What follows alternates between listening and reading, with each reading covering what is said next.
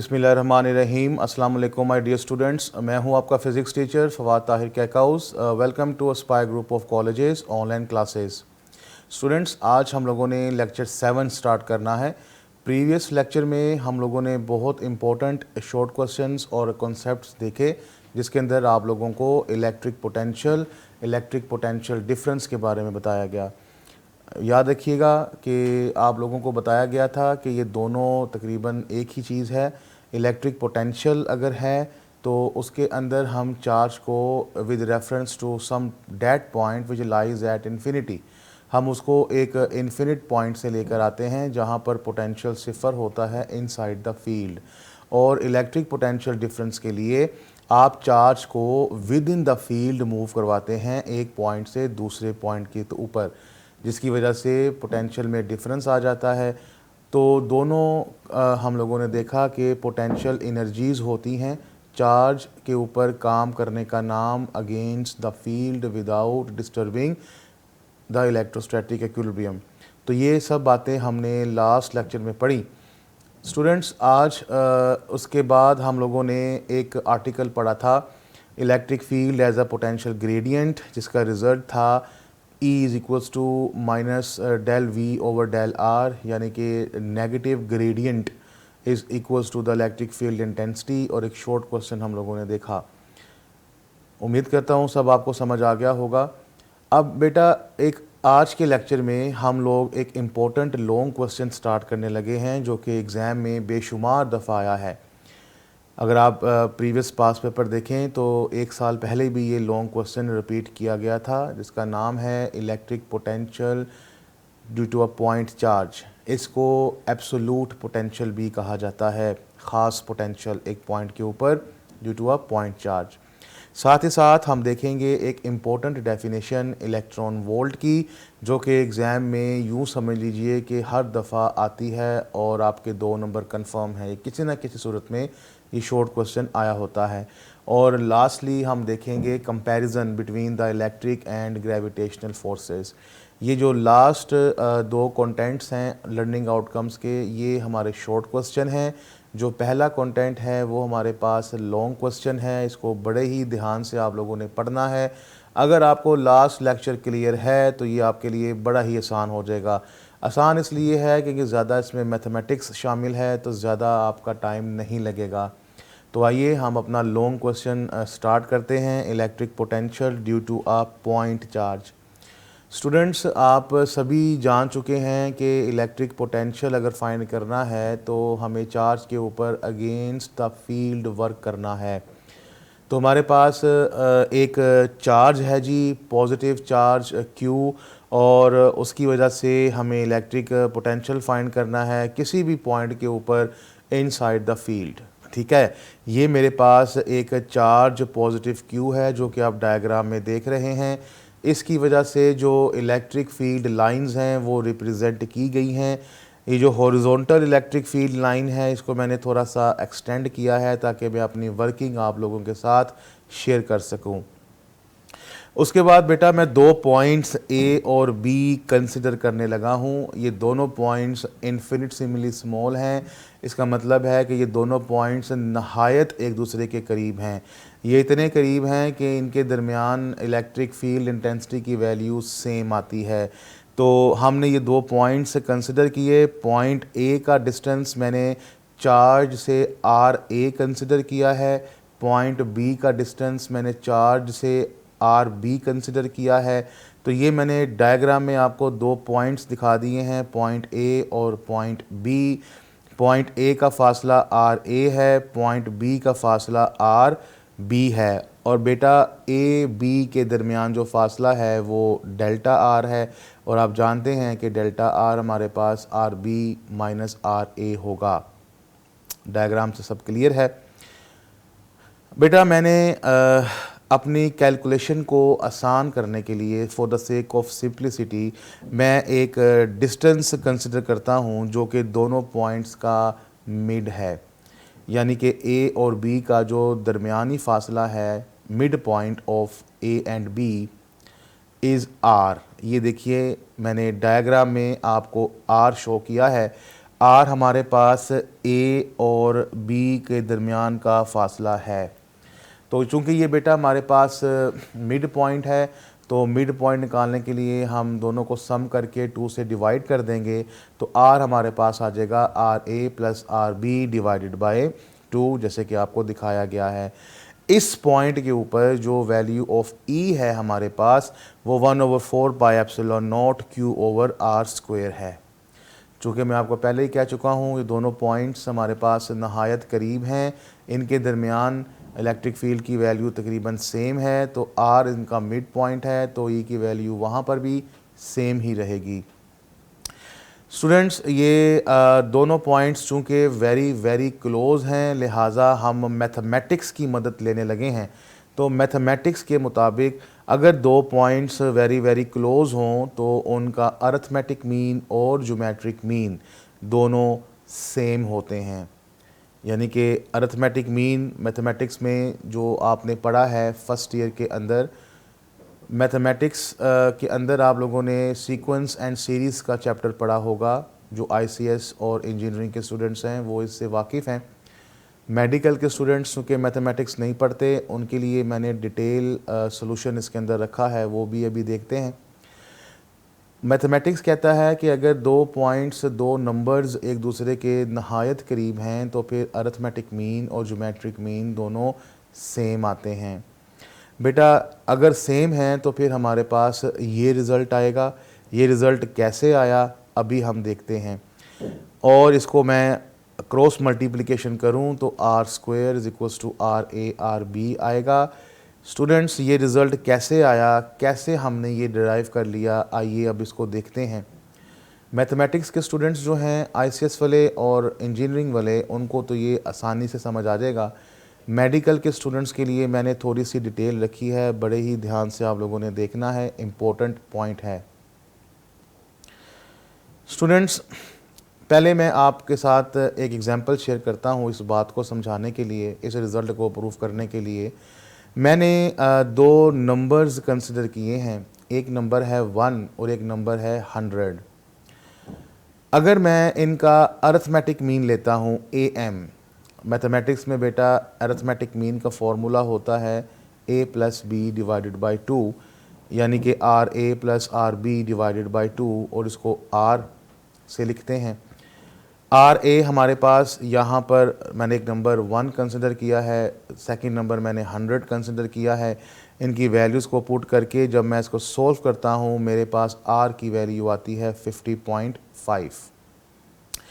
जो geometric mean mathematics में बेटा इसका फॉर्मूला होता है ए बी का अंडर रूट, ये भी हमें r देता है। आर ए हमारे पास 1 है, आर बी हमारे पास 100 है। अगर मैं इसको सोल्व करता हूँ तो मेरे पास आंसर आता है 10। आप लोगों ने इस एग्जांपल से ये देखा कि अगर दो नंबर्स मैंने 1 और 100 कंसिडर किए हैं और इन दोनों के दरमियान अच्छा खासा डिफरेंस है, तो फिर अरिथमेटिक मीन का आंसर ज्योमेट्रिक मीन के आंसर के बराबर नहीं आता। बड़ा क्लियरली वाज़िया हो रहा है। बेटा ये अरिथमेटिक मीन और ज्योमेट्रिक मीन के अंदर एक वर्ड मीन कॉमन है। मीन को हम एवरेज वैल्यू बोलते हैं, तो ये हमें मैथमेटिक्स के अंदर एवरेज रिज़ल्ट देते हैं। तो लिहाजा हमने जो डायग्राम में आर कंसिडर किया है वो भी ए और बी का एवरेज है। तो ज्योमेट्रिक मीन और अरिथमेटिक मीन दोनों ही हमें एवरेज रिज़ल्ट ही देंगे, आर की वैल्यू ही देंगे, लेकिन इनका मेथड निकालने का अलग अलग है, रिज़ल्ट इनका सेम आएगा। अभी इस एग्जांपल से आपने अभी तक ये देखा है कि अगर दोनों पॉइंट्स हमारे पास फार अवे हैं, यानी कि एक आर ए हमारे पास 1 के ऊपर है, आर बी हमारे पास 100 सेंटीमीटर के ऊपर है, तो मैंने एग्जांपल में इनके बीच में डिफरेंस काफ़ी ज़्यादा रखा है ताकि मैं अपनी बात को क्लैरिफाई कर सकूं। यहाँ तक आपने देखा कि AM और GM दोनों बराबर नहीं आते अगर दोनों पॉइंट्स फार अवे हों। तो स्टूडेंट्स, सेकेंड एग्जांपल मैं आपके साथ शेयर करता हूँ। अब मैं दो ऐसे नंबर्स कंसिडर करता हूँ जो एक दूसरे के सबसे ज़्यादा करीब हैं, जैसे कि 1 और 2। आपको पता है कि 1 का वेरी नेक्स्ट नंबर 2 है, इससे ज़्यादा होल नंबर कोई नहीं है करीब, तो यही सबसे ज़्यादा करीब है। अब बेटा इनका हम अरिथमेटिक मीन और ज्योमेट्रिक मीन निकालते हैं। अरिथमेटिक मीन जैसे कि आप जानते हैं दोनों का सम करके 2 से डिवाइड करना है। जब ऐसा करूँगा मेरे पास आंसर आ जाएगा 1.5। ज्योमेट्रिक मीन चूँकि दोनों का प्रोडक्ट का अंडर रूट है, मैं इनकी वैल्यूज़ पुट करके सोल्व करूँगा, आंसर आएगा 1.4। तो बेटा मैथमेटिकली अगर आप इसको देखें 1.5 और 1.4 अप्रोक्सीमेटली सेम रिज़ल्ट्स हैं। ये हम इसको दोनों को सेम मानते हैं, लिहाजा मैं ये कह सकता हूँ इनकी बेस के ऊपर कि AM और GM दोनों एक दूसरे के इक्वल हैं। इस दो एग्जाम्पल से आपको पता लग गया कि अगर नंबर्स एक दूसरे के बहुत दूर दूर हैं तो फिर AM और GM एक दूसरे के बराबर नहीं आते।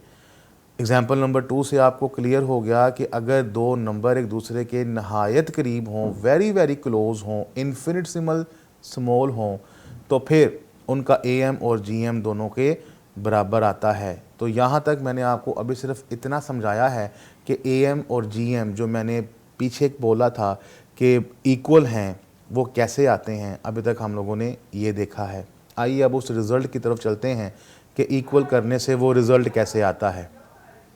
स्टूडेंट्स, चूँकि अब हमें मालूम हो गया है कि AM और GM दोनों एक दूसरे के इक्वल हैं, अगर मैं AM का फार्मूला और GM का फार्मूला लिखता हूँ तो मेरे सामने ये आता है।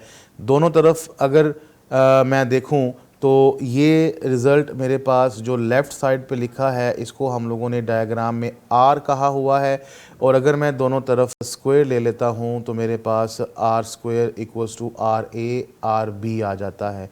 और अगर आप यहाँ से देखें तो मेरे पास वही रिज़ल्ट आ जाता है R/RA is equals to RB/R। यहाँ जो मैंने रिज़ल्ट आपके सामने अभी लिखा है ये मैंने रिज़ल्ट इधर से डिराइव किया है, और यही वो रिज़ल्ट है जो पीछे मैंने लिखा था कि AM और GM जब बराबर आएंगे तो हम इसको ऐसे लिख सकते हैं। तो ये बेटा इसका छोटा सा प्रूफ था कि हम लोग कैसे इसको इन्फिनिटेसिमली स्मॉल करके AM और GM को बराबर कर सकते हैं। इस तरह से बेटा आप लोगों ने इसके रिज़ल्ट को वेरीफाई करना है। लिहाजा आपके पास अब मालूम है कि हम लास्ट लेक्चर में पढ़ चुके हैं कि E equals to minus del V/डेल R है। याद रखिएगा यहाँ पर हमारे पास डेल V पोटेंशियल डिफरेंस है A और B के दरमियान, R हमारे पास यहाँ पर डेल्टा R हमारे पास दोनों के दरमियान में डिफरेंस है। अगर मैं स्टूडेंट्स यहाँ से इनको क्रॉस मल्टीप्लाई करके लिखता हूँ, डेल्टा V को अलग करता हूँ तो मेरे पास आ जाएगा -E डेल्टा R। अब ज़रा डायग्राम को देखिएगा। अब एक मज़ीद इम्पोर्टेंट पॉइंट आपके साथ शेयर करने लगा हूँ। ये जो बेटा मेरे पास लिखा है ना डेल V के अंदर जो डेल लिखा है ये होता है चेंज, इसको चेंज कहते हैं। और स्टूडेंट्स याद रखिएगा कि चेंज हमारे पास जो होता है, चेंज इक्वल टू होता है फाइनल माइनस इनिशियल, यानी कि final value minus initial value. ध्यान से मेरी बात सुनिएगा, आप यहाँ पर चेंज इन पोटेंशियल कर रहे हैं, और पोटेंशियल अगर कर रहे हैं तो you have to do work against the field. Potential के लिए आपको फील्ड के अगेंस्ट काम करना है, ठीक है। अब ज़रा डायग्राम में गौर से देखिएगा, अगर आपको पोटेंशियल निकालना है और फील्ड के अगेंस्ट काम करना है तो मुझे सोच के बताइए आपके पास जो चेंज आएगा वो A माइनस B आएगा कि B माइनस A आएगा। बेटा अगर आप डायग्राम को गौर से देखेंगे तो चेंज का मतलब है फाइनल माइनस इनिशियल। तो डायग्राम में ये हमें अगर पोटेंशियल निकालना है तो मुझे B से A की तरफ जाना है, जिसमें B पॉइंट मेरे पास इनिशियल कहलाएगा और A पॉइंट मेरे पास फाइनल कहलाएगा। लिहाजा मुझे अगर चेंज निकालना है तो final potential minus initial potential करना है, यानी कि VA माइनस VB, ठीक है। तो ये देखिए मैंने यहाँ पर जब चेंज इन पोटेंशियल की बारी आई तो मैंने यहाँ पर VA माइनस VB किया है। फाइनल माइनस इनिशियल, जबकि स्टूडेंट कंफ्यूज हो जाते हैं, सर फाइनल पॉइंट तो हमारे पास बी आएगा, जबकि अगर आप कॉन्सेप्ट के साथ चलेंगे तो आपको पता लगेगा कि फील्ड के अगेंस्ट जाना है, तो जहाँ से जाना है वो इनिशियल है और जहाँ पर जाना है वो फाइनल है, लिहाजा आप यहाँ पर V A minus V B करेंगे। देन यहाँ पर मैंने सिंपली इलेक्ट्रिक फील्ड की वैल्यू जो हमें मालूम है वो लिखी है, प्लस ज़रा डेल्टा आर को अगेन देख लीजिए। डेल्टा आर अगेन हमारे पास चेंज इन पोजीशन है, चेंज फाइनल माइनस इनिशियल, तो लिहाजा फाइनल आपके पास ए है, इनिशियल आपके पास बी है। तो जब आप यहाँ पर डेल्टा आर की वैल्यू लगाएंगे तो स्टिल देख लीजिए मैंने यहाँ पर R A minus R B किया है, जबकि R B minus R A mathematically diagram के मुताबिक delta R R B minus R A ही है। लेकिन हम चूंकि बेटा फ़िज़िक्स पढ़ रहे हैं, फ़िज़िक्स के अंदर हम पोटेंशियल पढ़ रहे हैं, तो पोटेंशियल के मुताबिक चेंज का मतलब है final potential minus initial potential. Finally हम चूंकि ए पर गए हैं तो लिहाजा हमारे पास फाइनल होगा ए, इनिशियल होगा बी, डेट इज़ वाई मैंने R A minus R B लिखा है। ये बड़ा इंपॉर्टेंट पॉइंट है, स्टूडेंट्स को बड़ा कंफ्यूज करता है। अगर आपको समझ में बात नहीं आई, दोबारा से इसको सुनिए, दोबारा से इसको देखिए और मेरे अल्फाजों को ख़ास तौर पर सुनिया कीजिए कि मैं क्या कह रहा हूँ। बेटा अब ये जो बाहर माइनस लिखा है, इस माइनस को मैं राइट साइड पर अंदर मल्टीप्लाई करने लगा हूँ।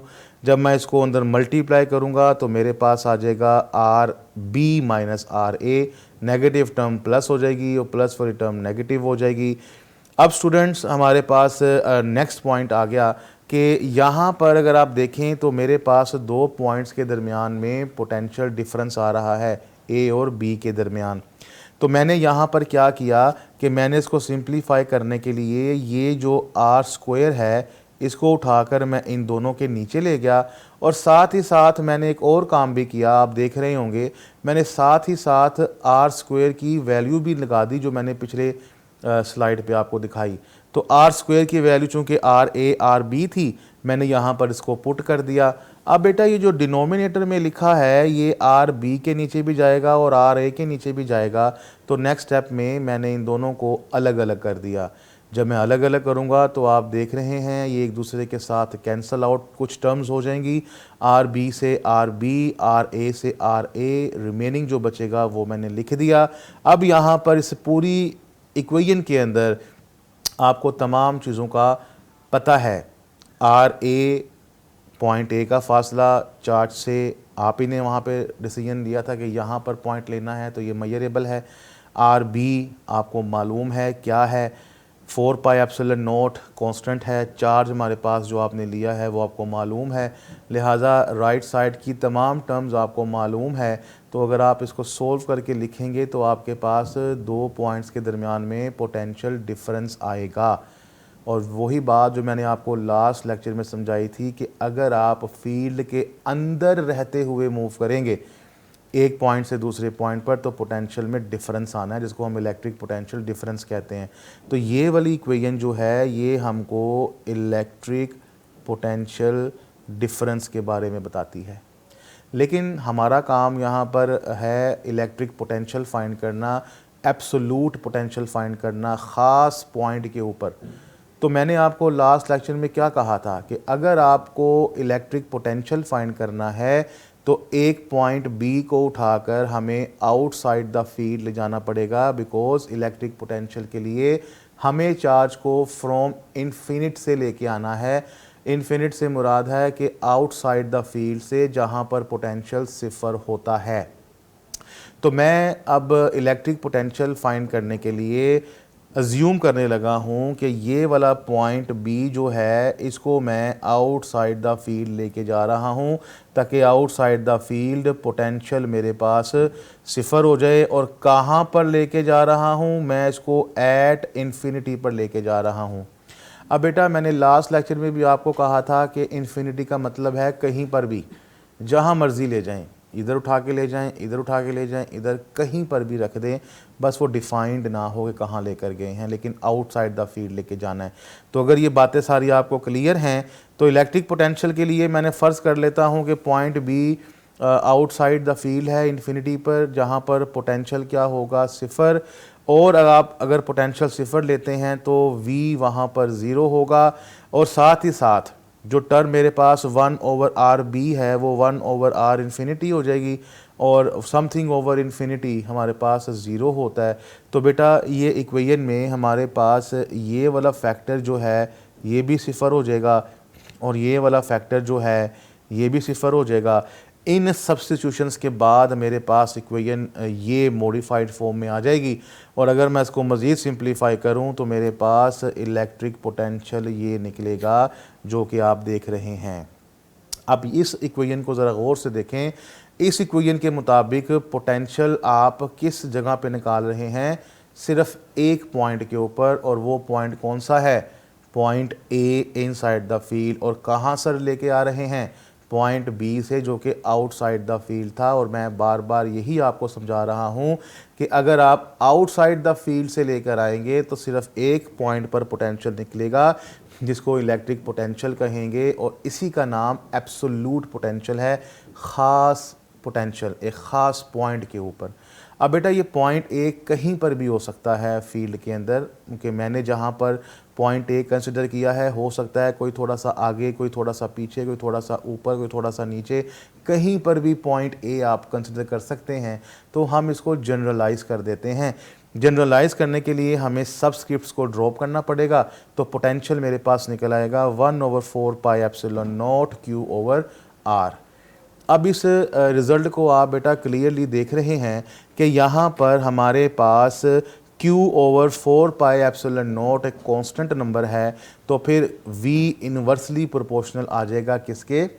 R के। ये बड़ा इंपॉर्टेंट रिज़ल्ट है, बड़ा इंपॉर्टेंट MCQ है। देखिए स्टूडेंट्स, आपको अभी हमने पढ़ाया कि V inversely proportional to R है, और सेकेंडली आपको कुछ दिन पहले भी मैंने आपको एक electric field intensity due to a point charge पढ़ाया था। उसका रिज़ल्ट था E inversely proportional to R²। अगर ज़रा इन दोनों का ज़रा कंपैरिजन कीजिए, इन दोनों का ज़रा कंपैरिजन कीजिए, R अगर मैं एक ख़ास पॉइंट पे ले लेता हूँ तो फिर आप मुझे सोच के बताइए दोनों में से बड़ी वैल्यू किसकी आएगी? लेट्स से R मेरे पास 0.2 है। अगर R मेरे पास 0.2 सेंटीमीटर है तो फिर वो मेरे पास स्क्वायर करेंगे तो 0.04 हो जाएगा E की वैल्यू। इसका मतलब है कि किसी भी पॉइंट पर अगर मैं पोटेंशियल की वैल्यू निकालूं, उस पॉइंट पर इलेक्ट्रिक फील्ड की वैल्यू हमेशा थोड़ी आएगी। इट मीन्स कि इलेक्ट्रिक पोटेंशियल बड़ी टर्म है, इलेक्ट्रिक फील्ड छोटी टर्म है। तो पोटेंशियल की वैल्यू याद रखिएगा किसी भी पॉइंट पर इलेक्ट्रिक फील्ड से ज़्यादा आएगी। Electric potential is always greater than electric field, जैसे कि आप देख रहे हैं। तो स्टूडेंट्स, ये हमारा लॉन्ग क्वेश्चन था। बहुत से स्टूडेंट्स मुझे कमेंट्स कर रहे हैं कि सर आपका लेक्चर बहुत ज़्यादा लेंथी होता है, हमें कोशिश कीजिए कि थोड़ा पढ़ाइए, इतना पढ़ाइए कि हम याद कर सकें।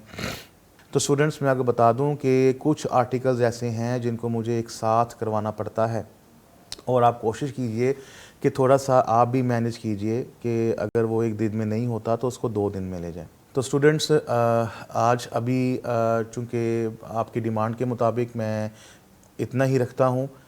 जो बाकी के 2 कंटेंट्स हैं वो हम नेक्स्ट लेक्चर के साथ पढ़ लेंगे, ताकि आपको ये लेक्चर ज़्यादा लेंथी ना लगे।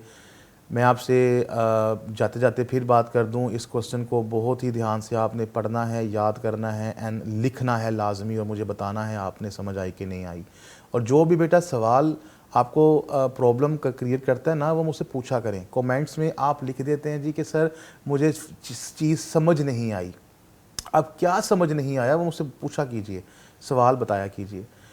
तो स्टूडेंट्स, नेक्स्ट लेक्चर तक के लिए मुझे इजाज़त दीजिए। अपना खूब ख्याल रखिएगा। अल्लाह हाफिज़।